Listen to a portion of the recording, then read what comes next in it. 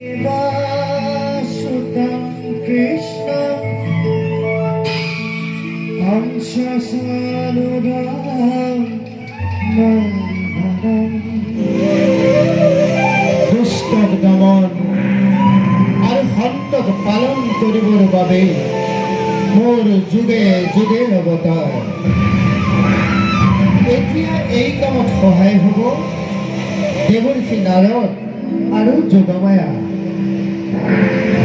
দেৱৰ্ষি দেৱৰ্ষি নাৰায়ণ নাৰায়ণ নাৰায়ণ। প্ৰভু কি কাৰণে মাতিলে নাখক, কি কাৰ্য মই কৰিম সাধন। দেৱৰ্ষি তুমি মোৰ সঙ্গে মৰ্ত্যলৈ যাব লাগিব। প্ৰভু দাসৰ প্ৰতি কেনে কৰোগা বুজাই কওক। শুনা দেৱৰ্ষি, পাপীসকলৰ অত্যাচাৰ উৎপীড়ন পৃথিৱীত দিনে দিনে বাঢ়ি গৈছে। সিহঁতৰ ভয়ত তিনিও লোক কম্পমান হৈছে। সিহঁতক বধ কৰি পৃথিৱীত পুনৰ শান্তি স্থাপন কৰিব লাগিব। সেয়েহে তুমি মৰ্ত্যলোকত গৈ মোক সহায় কৰিব লাগিব। যোগমায়া যোগমায়া। প্ৰভু, অসময়ত যোগমায়াক স্মৰণ কৰিলে কিয়? শুনা যোগমায়া, পৃথিৱীলৈ গৈ তুমি পুনৰ জন্মগ্ৰহণ কৰিব লাগিব। প্ৰভু, কৃপা কৰি মোক এইবাৰৰ কাৰণে মুক্তি দিয়ক। নাই, নহ'ব যোগমায়া, তোমাক মই কোনোমতেই মুক্তি দিব নোৱাৰো। কাৰণ তোমাৰ অবিহনে এই কাম কোনেও কৰিব নোৱাৰে। তেনেহ'লে মোৰ মুক্তিৰ উপায় প্ৰভু? আছে আছে যোগমায়া। কৰ্তব্য সাধনৰ পাছত তুমি অচিৰে মুক্তি লাভ কৰি পুনৰ স্বৰ্গলৈ আহিব পাৰিবা। শুনা যোগমায়া, দুষ্ট দৈত্য দানৱ আৰু অত্যাচাৰী কংসক বধ কৰাব লাগিব তোমাৰ সহায়ত। প্ৰভু, এতিয়া মোৰ কৰ্তব্য কি? যোগমায়া আৰু দেৱৰ্ষি নাৰদ, শুনা, মই নিজে গৈ মথুৰাৰ বসুদেৱৰ পত্নী দৈৱকীৰ গৰ্ভ কৃষ্ণৰূপে জন্ম লম। আৰু তুমি গোকুলৰ নন্দ ৰজাৰ পত্নী যশোদাৰ গৰ্ভত যোগমায়া ৰূপে জন্মগ্ৰহণ কৰিবা। সেই নিশাই বসুদেৱে সলাই তোমাৰ ঠাইত মোক আৰু মোৰ ঠাইত তোমাক থব। তাৰ পাছত মই সকলো কাম সমাধান কৰি যাম। এতিয়া তোমালোক নিজৰ নিজৰ কৰ্তব্যত অগ্ৰসৰ হোৱাগৈ।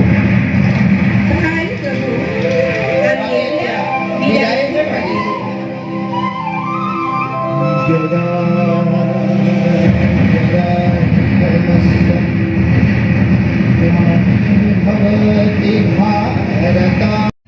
মাজতে আৰু ক্ষীণতে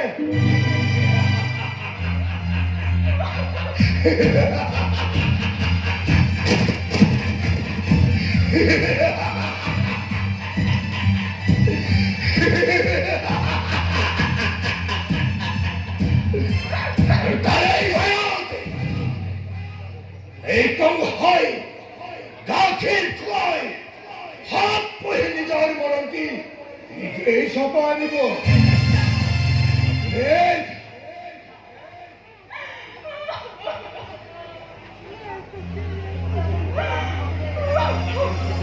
মৃত্যু নকৰিবা ৰাজন, ইয়াৰো আছে সহজ উপায়। উপায়? এই উপায় মহাৰাজ, দৈব্য মানে নহয় এইটো, অনুমান হয়। এয়া দেৱৰ্ষি নাৰদৰ গীত। দেৱৰ্ষি নাৰদৰ গীত? হয় মহাৰাজ, হওঁ চাওঁ, দেৱৰ্ষি নাৰদে গীত গাই গাই আমাৰ সমিতে আহিব লাগিছে। দেৱৰ্ষি নাৰদ যেতিয়া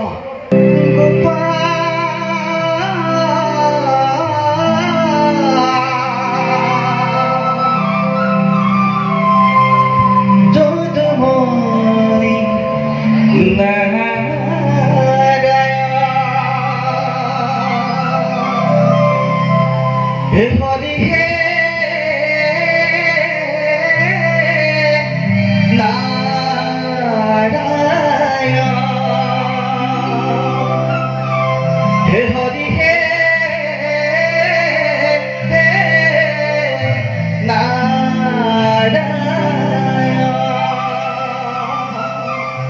হে হরি নারায়ণ হে হরি নিরঞ্জন আমাকে তো হে হরি এবারে কি ভালো এটা তোর সর্বমুক্ত এবার বঞ্চনা হলো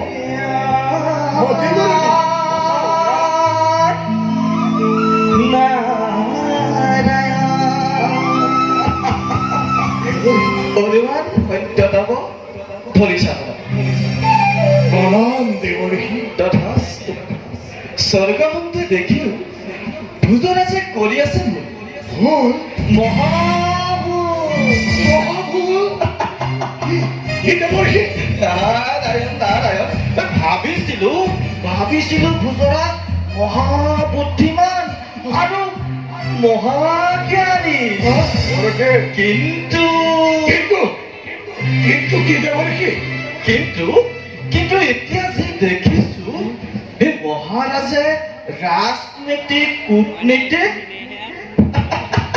কি দেবৰ্ষি একোকেই নাজানে ব্লাড কেঁচুৱালৈ বহুতে উভতিল যেন ৰাজকাৰেঙৰ পৰা ডাঙৰ কৰ্তব্য হত্যা নকৰি মহাভুল কৰিলা কি কাৰণে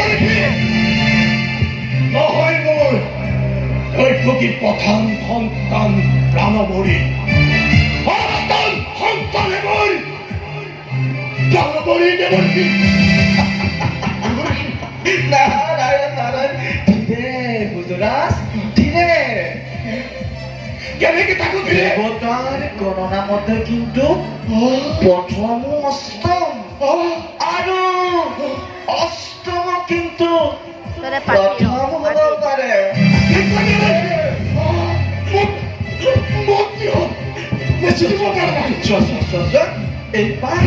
এই বাহু তোমাৰ এবাৰ অষ্টদণ্ড পদ্ম অষ্টদণ্ড পদ্ম ইয়াক যদি আমি মনুষ্যৰ গণনা মতে গণনা কৰো তেনেহলে চোৱা এয়া প্ৰথম দ্বিতীয়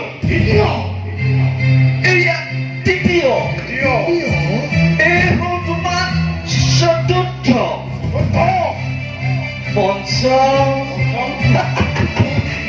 অষ্টম সপ্তম আৰু এয়া হ'ল তোমাৰ অষ্টমে অষ্টম ইয়াক যদি আমি দেৱতাৰ গণনা মতে গণনা কৰো তেনেহলে অষ্টম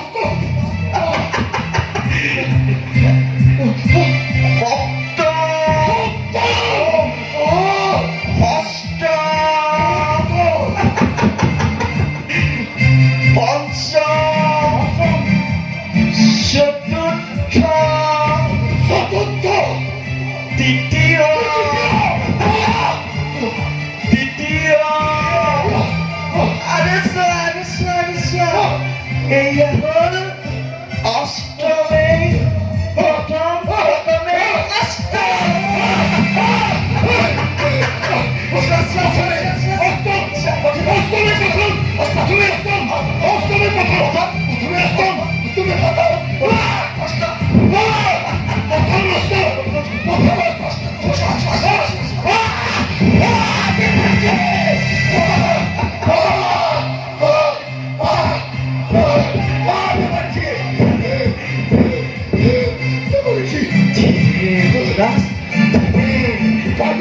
ইয়াৰ আছে মই থৈছো যতনা প্ৰথমে তুমি বহুতে দৈৱকীক অন্ধকাৰ কাৰাগাৰত ৰখাত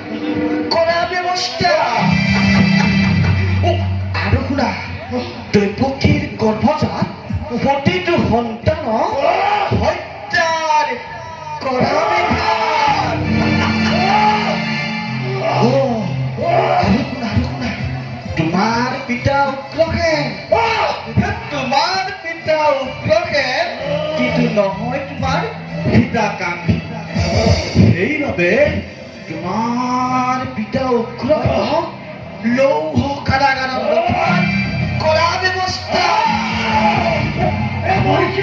নিতে নতুন নতুন শাস্তিৰ কৰা বিধান মনত ৰল নহয় প্ৰথমেই অষ্টম আৰু অষ্টমেই প্ৰথম শুনা শুনা শুনা শুনা কংস ৰাজা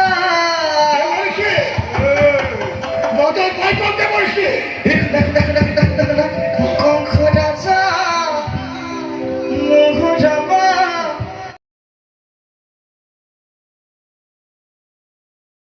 সোনা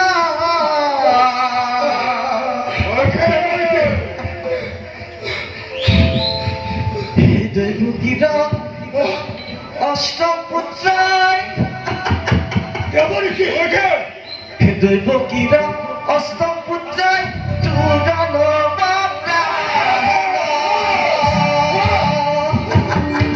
মনত রাখিব প্রথমে অষ্টম আর অষ্টমে প্রথম অষ্টম আর অষ্টমে প্রথম